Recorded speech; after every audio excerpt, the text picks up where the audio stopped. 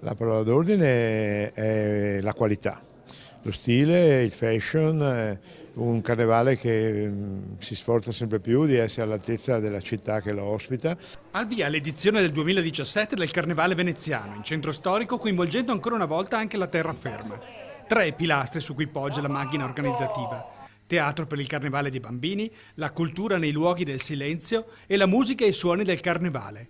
Temi che, coinvolgendo numerosissime istituzioni e associazioni locali, mettono in scena la città. Il frastuono e la gioia del Carnevale irrompono nei luoghi generalmente silenziosi, aprendo le porte dei palazzi, delle biblioteche e dei musei.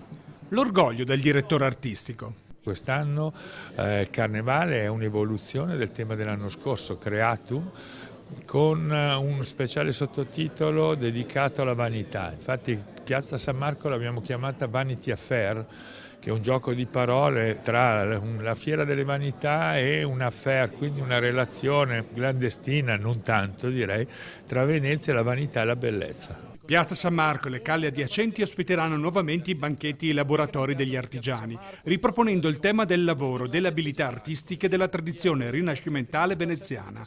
Protagonista anche la terraferma. Abbiamo una serie di attività in terraferma, in particolare sono molto affezionato a un festival di teatro d'attore e di figura per bambini che facciamo al Momo, al Candiani e al Toniolo dal 19 al 28 di febbraio.